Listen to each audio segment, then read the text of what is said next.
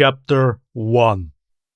As a convict, you quickly get used to the pain, especially after being transferred to the deepest section of the Ankelium mine. But this time, the pain was excruciating. Dams twisted, trying to get comfortable on the hard bunk, but the pain wouldn't let go. It originated deep in his spine and spread like some insidious parasite, penetrating every cell with its tentacles. His consciousness, not yet fully awake from a heavy sleep, could not grasp the essence of what was happening. Dams groaned and sat up, and stared at the grinning face of the senior overseer, Clovell. "Finally," Clovell said, playing carelessly with the handle of the neural whip. His thumb rested on the regulator.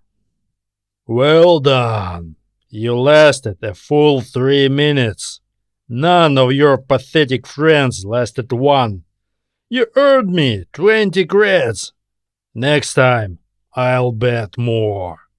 The cell door was open, and from the dark corridor came the characteristic sounds of the guards throwing the convicts out of their miserable dwellings. Moaning, wheezing, heavy breathing, coughing, and shuffling of weary feet. Dams clenched fists but did not move. He knew well what the neural whip was capable of.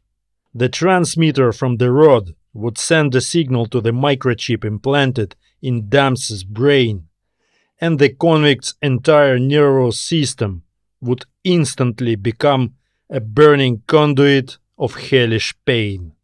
However, this movement did not escape the overseer's keen eye. Clovell chuckled. "Such an energizer," he said. "That's my boy. You still got your strength and your gusto. That's what we need. You rebels are such a flimsy breed. A couple of months in the mine, half a dozen beat-ups, and you're done." He spit. "I'm gonna miss you. Seriously, I'm used to you. All the others are dying like flies, even before I start having fun with them.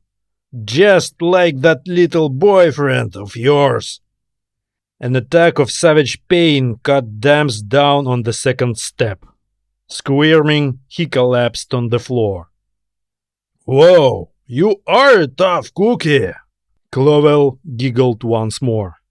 "They don't make such good rebels anymore this day." He stepped toward Dams and kicked him in the groin with a steel-capped boot. Amid the pain from the whip, Dams barely noticed the impact. He just lay there, unable to pull his head away from the cold stone. Tears streamed down his face, filled with rage, pain, and helplessness. "Our merciful Emperor, may his glory live on, has issued a decree of pardon through the games," Clovell said. "Our duty is to select the toughest of the executed with a reprieve, and you fall into that category. So consider yourself lucky. You'll die quickly by the mercy of the Emperor and for his glory. I'd rather have you rot here for another 10 years, but who am I to argue with his eternity? You'll be picked up tomorrow morning, so I thought I'd pay you one last visit. A word of farewell, so to speak." When the door closed behind Clovell, Dams staggered to the steel toilet and vomited the remains of his squalid prison dinner. He washed his face at the hand basin, desperately searching for some comforting thought to cling to. At the end, he found only one, and it was the comfort of a man who was almost at the bottom of the abyss of despair. At least, he didn't wet himself this time. The prison galley was too big a ship to land on the surface of Venus. The would-be gladiators were lifted into the base dome of the panel camp on the surface for the first time since their arrival. There, they waited to be loaded onto an old shuttle, which was supposed to transfer them to the galley waiting in orbit around the planet. In total, a little over 3 dozen people had been taken from the camp Gratitude. That was the limit of the shuttle's capacity, which also had one engine malfunctioning. The camp commandant guiltily waved his hands in response to the senior curator's haughty and threatening gaze. "I'm sorry, sir, but we have a regular penal colony here, not a transfer facility." The curator only sighed. "I'll file a report with the Ministry of Public Resources," he said to his assistant. "It's absurd. No proper transportation at the Ankelium mine. For the sake of one of the places where the basis of our empire's power is mined, we could have spent money on decent transportation instead of this ancient anti-gravity junk." The commandant made a guilty face and mumbled something respectful. He knew perfectly well that even if such report were ever filed, it would be of no use. Convict camps, such as Gratitude, had always been financed on a residual principle. Standing in the idle ranks of convicts, awaiting shipment, Dams listened to this altercation with a certain amount of interest. In the Venusian mines, people quickly lost their humanity, turning into living machines dumbed down by endless hard work. There was almost no one to talk to. Those who refused to turn into working animals were the first to be broken by the overseers. The dubious amusement was quickly over. The curator nodded to the commandant and headed for a small landing boat from the galley, and the convicts were driving into the rusty mouth of the cargo hatch, where they were seated on long benches along the sides of the shuttle and fastened with worn safety belts.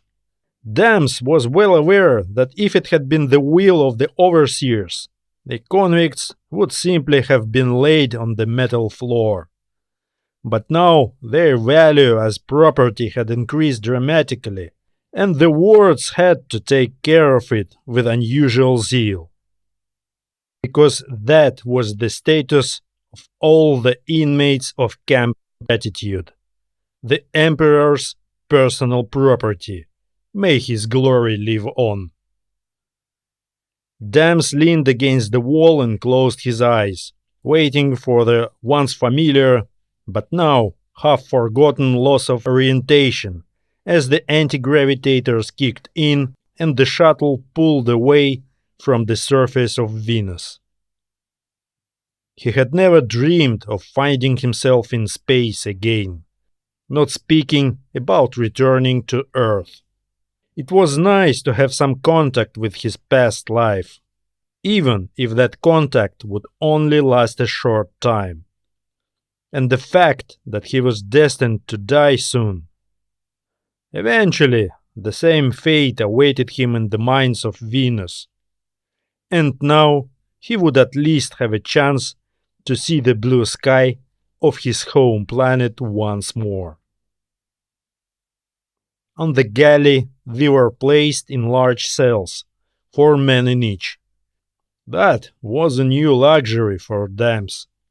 As a particularly dangerous rebel in the underground camp, he slept in solitary confinement, and one could not socialize in the mine while working.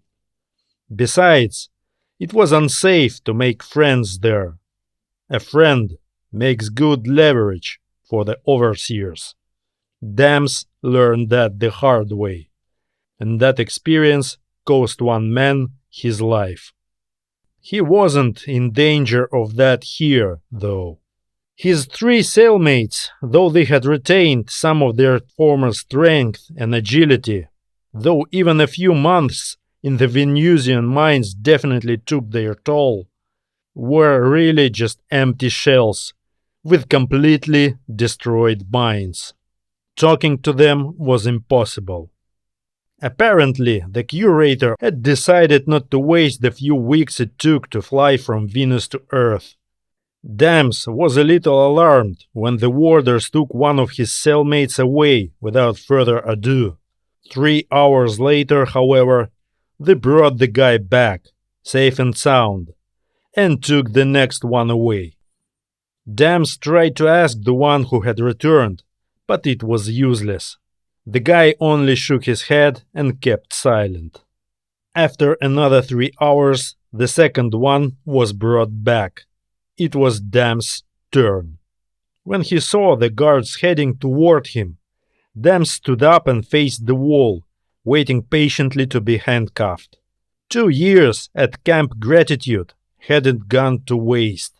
Why unnecessarily put yourself under the neural whip, especially if it wouldn't give you any advantages in the long run? There is no escape from a spaceship on the move. The guards, there were 3 of them, 2 were handling Dams, and third worked as their cover, greeted his willingness to comply with an approving hum, though they didn't say a word. Unlike the camp overseers, who seemed to be specially recruited from natural sadists, the galley guards were indifferent professionals. Their task was not to bend and break the inmates, but to keep them functional as long as possible. Good galley slaves were rare enough to be treasured. The same policy apparently applied to other prisoners being transported on galleys. Since the Emperor's administration had decided to pull people out of the camp and bring them back to Earth, it was the guards' duty to ensure the goods didn't spoil on the way. Dams were led through monotonous corridors, at the intersections of which half-forgotten signs flickered. He hadn't flown on galleys very often in his previous life, and he'd certainly never been on a prison ship. But in general, the arrangement of galleys were more or less standardized. Except that on prison ships, instead of cargo holds or gun decks, there were work bays for the slaves on watch and pens where the free and underwatch shifts rested. Another turn, another standard bulkhead door. The lead guard put his palm on the recognition panel. The door slid inward and moved aside, revealing a large, sparsely lit room. The forward overseer stepped inside, the remaining 2 nudging Dams lightly in the back. Dams stepped over the low threshold, walked a few steps, and stood stunned. Everyone in the Empire knew what its power was built on. Ever since the distant founder of the Imperial dynasty had discovered the special properties of Ankelium, a strange mineral mined on Venus and some satellites of the gas giants, mankind had been able to establish more or less fast and relatively cheap transportation within the solar system. The stars were still unattainable. Rumors of experiments to create interstellar ships appeared in the press from time to time, but no real progress had been made so far. However, the system was cheap only in terms of the cost of building the ships. The price that had to be paid in human lives was much higher. For the Empire, of course, it did not matter. Among the tens of billions of its subjects, it could always easily find another 1,000 or 2 suitable people, those who could be turned from human beings into expendable material and used until the resource was exhausted. Dams, like the vast majority of the Empire's subjects, had never in his life seen the working decks of galley slaves, so the sight of many dozen of life support pods stretching in rows along the great hall, amazed him. High-tech sarcophagi with transparent lids were filled with liquid, glowing slightly with a ghostly orange light. In this saturated solution of enriched Ankelium rested galley slaves, with thought energy receivers on their heads. Their pale, hairless faces expressed no emotion. Their eyes were closed, and breathing tubes were inserted into their nostrils. Apparently, the guards had led him across the main work deck according to a prearranged plan, because even though he had been standing still for nearly half a minute, looking around dazedly, he had not been neuro-whipped, kicked, or hurried in any way.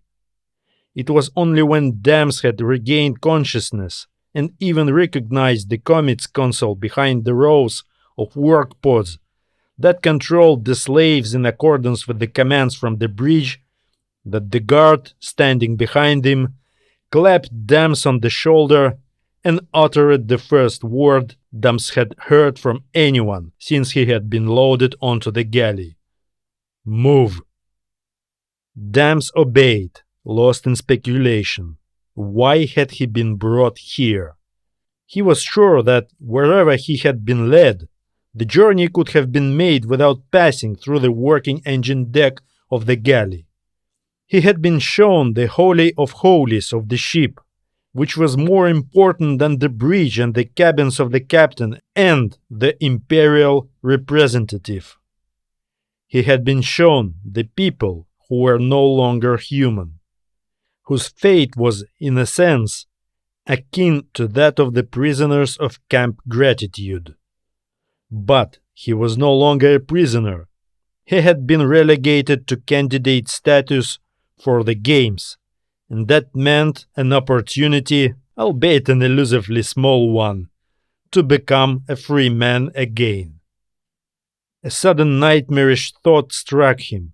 What if all the talk of participation in the games was just a diversionary tactic, and in fact, they were planning to make a galley slave out of him? And now he was just being shown his future. Dams looked in horror at the rows of pods with sackless human beings inside. No, not this. The last thing he had left, the last thing he was willing to fight to the end for, was his mind.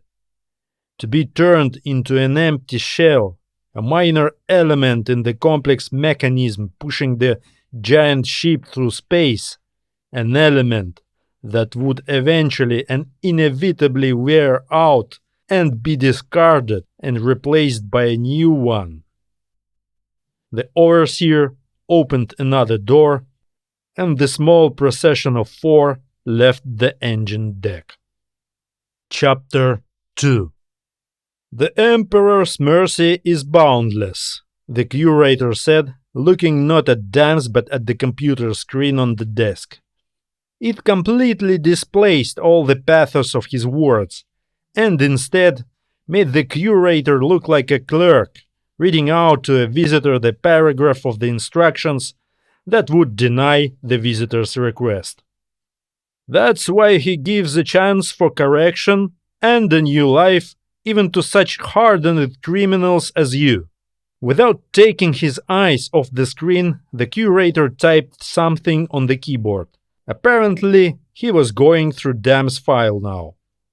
You have led a life of delusion, despair, and even anger. The life of an outlaw. The life of someone who puts his own desires and whims before the needs of society. Your actions have led you to... The curator stopped abruptly, staring at the screen. His smoothly rolling speech, obviously worked out by hundreds and hundreds of repetitions, suddenly came to a standstill, and a look of amazement and disbelief suddenly appeared on his bored face. After a few moments, the curator finally turned and looked at Dams with wide-open eyes, then stared at the screen again. This reaction was familiar to Dams. He had seen it at least 3 times before. First, on the face of the investigator in charge of his case, then on the face of the judge, who had sentenced Dams to life imprisonment, and then on the face of the commandant of Camp Gratitude. Dams knew what the pompous member of the Imperial Family now saw before him.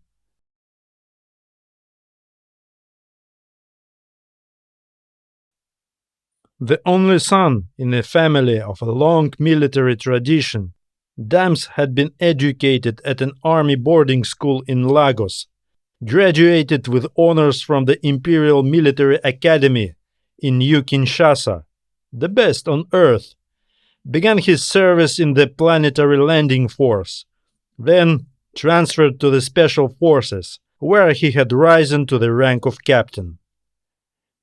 34 successful deployments, more than half classified as secret, most likely even for the curator. Terrorist captures, raids on rebel bases, hostage rescues during asteroid riots, and so on. A whole bunch of military decorations, some of which are classified as well. One audience with the Emperor, not personal of course, but as a part of an army delegation. Then an investigation, a court-martial, and Camp Gratitude. Dams saw the curator's eyes narrow when he apparently reached the sentence passed by the court-martial. Yes, this was something these guys didn't see very often, and they liked it even less. To be more precise, they hated it. Active resistance to the Emperor's will. The worst crime ever existed within the Empire, and since all mankind was now included within those limits, it was the worst crime the human mind could imagine. Dams knew what would follow. Having reached this point in his record, any member of the Imperial Family invariably made an attempt to test Dams. After that, everything depended on the balance of experience and strength of the tester. The more this balance shifted towards strength, the worse the consequences were. That is, for the tester. And later, of course, for Dams. The Emperor's numerous relatives hated getting hit back. In their universe, only they could possess the right and ability to gut other people's brains. The most frustrating thing for Dams was that, unlike the curator and his breed, he had no way of controlling the power of the backlash. Unlike members of the Imperial Family, the products of careful long chain of genetic manipulation and DNA strand modification by Ankelium, enhanced and honed by elaborate training and practice, Dams was a natural phenomenon. His ability to fend off telepathic intrusion into his mind was a gift, and it was awakened not in childhood, as it happened with most active rebels, but when he was already a grown man. Damn it. As usual, he felt the beginning of the attempted penetration as a sort of mental tickle somewhere on the fringes of his consciousness. It wasn't really an unpleasant sensation, but rather a very unusual one. At this stage, the members of the Imperial Big Family were just beginning their attempts to get into Dam's head, not yet trying to give him any directives, but only probing the boundaries of what was available. No such reconnaissance was required with an ordinary person. With such, the imperial relatives could pull the strings immediately, forcing people to obey with their lives. With active rebels, however, they had to use caution. While the curator was gently probing the approaches to his mind, Dams bitterly remembered how it had happened to him for the first time. And when? The day he was to be awarded the Double Star, the highest military decoration of the Empire. After the operation of saving the hostages on Deimos, his entire task force was presented with various honors. Only two of them received the Double Star, Dams and Jambo's Con. Jambo, who died during the assault on the lower level of the terrorist base, posthumously.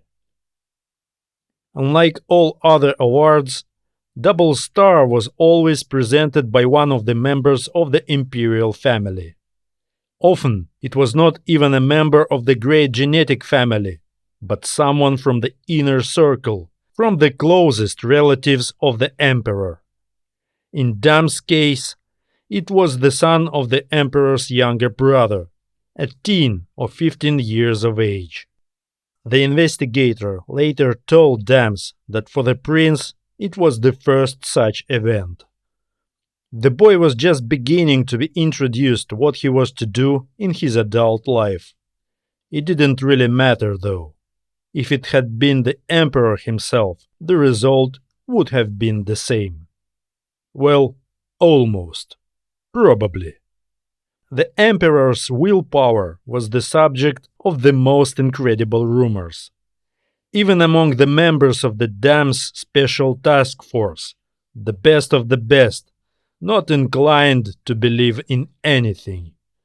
Sometimes, lying in the punishment cell of the Camp Gratitude, Dams wondered, what if, on that day, he had actually clashed not with the immature and unformed strength of the young prince, but with the legendary will of the Emperor?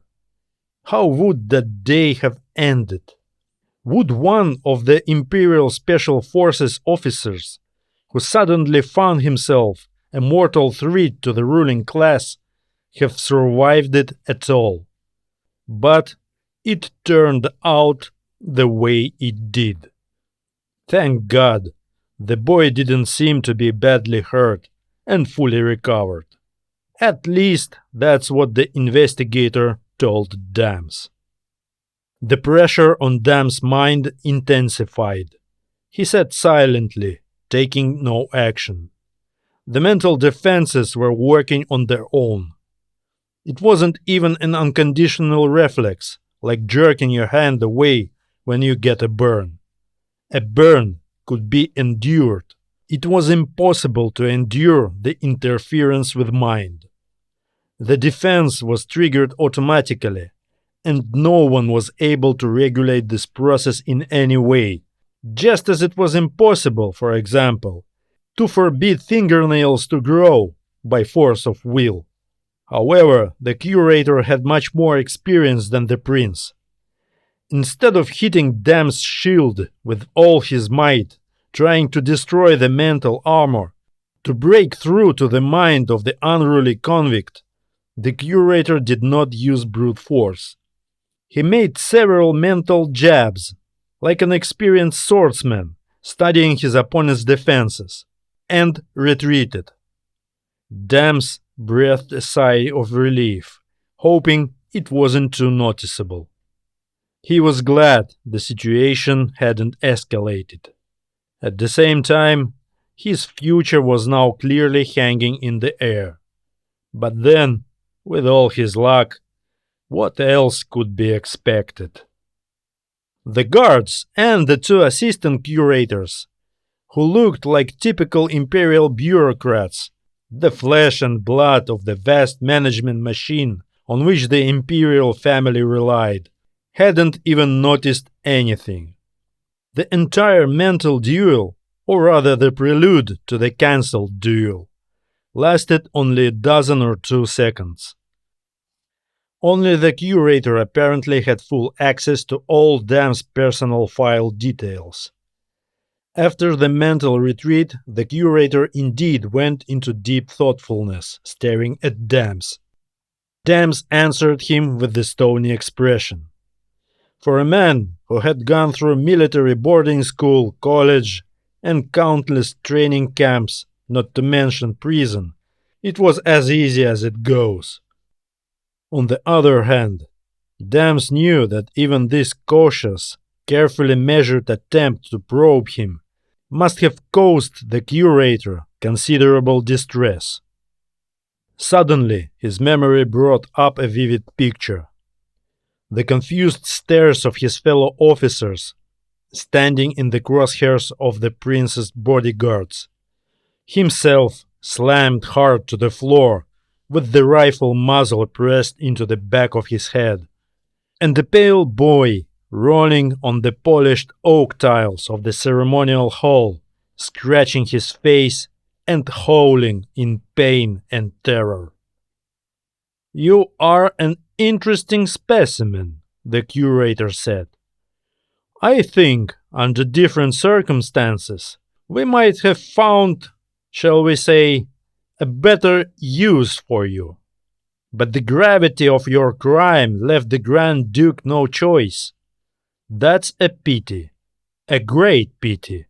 And it makes my position a little, complicated. Of course, we don't publicize this, but the Imperial Pardon Statute for the Games explicitly forbids active rebels from participating. I imagine the camp commandant who put you on the list of candidates for the Games is in for a very unpleasant conversation. And possibly some career changes. But that doesn't answer the main question. What should I do with you?" Dams continued to dutifully fulfill the role of a wooden statue, staring into that elusive point in space that no commander or overseer can ever catch to intercept a subordinate's gaze. In camp gratitude, this skill had saved him from the neural whip more than once. But poor Anton could not, and did not want to, master it. He always proudly and confidently looked everyone straight in the eyes. That was what led him to his end. The curator continued to look at Dams thoughtfully, like a collector looking at a particularly exotic specimen he had accidentally found in his backyard. In a sense, that was the case, but the curator's words made a weird impression. Dams tried not to show his own confusion in any way, but it was surprisingly hard to do. A better use? That was definitely something new. "Well, we can't turn the galley around now. The cargo must be delivered to the capital on schedule," the curator said. Cargo. Even as numb as he was by now, Dams was stung by the word, used in relation to of living people. Otherwise, those selected will not have time to undergo quality processing before the Games. You, of course, will not be admitted to the Games. Dams had never heard that active resistance to the Emperor's will could be punishable by anything other than life imprisonment and, in rare cases, immediate execution. The system was well established and worked flawlessly. The Emperor needed obedient subjects, and the Ankelium mines needed workers who would not turn into willless puppets after a month. For galley slaves, people who were simply susceptible to the Ankelium treatment could also work, but the mines needed more reliable material. Considering all that, what did the curator mean by better use?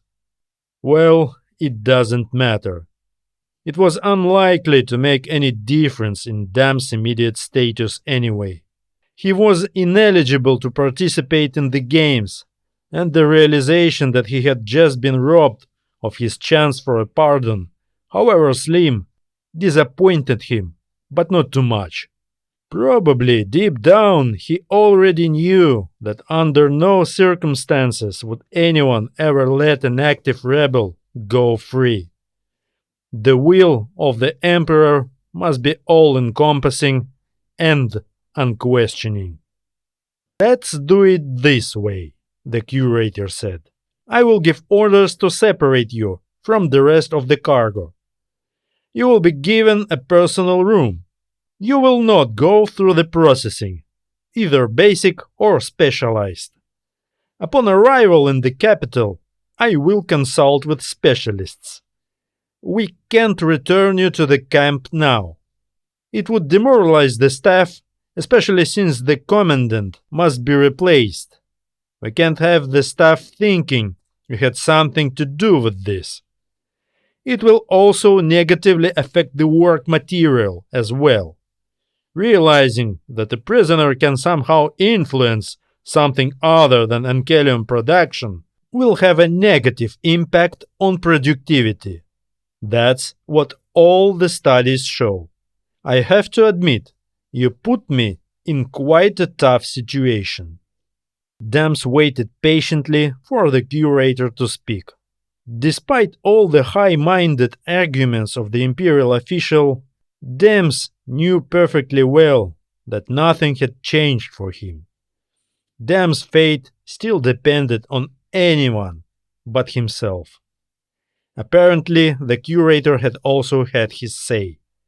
He said something in a low voice to his assistants, and after one of the clerks typed a few commands into his terminal, the guards led Dams out of the room. The wish to look back over the shoulder at the curator was almost irresistible, but Dams restrained himself and stepped calmly through the open door.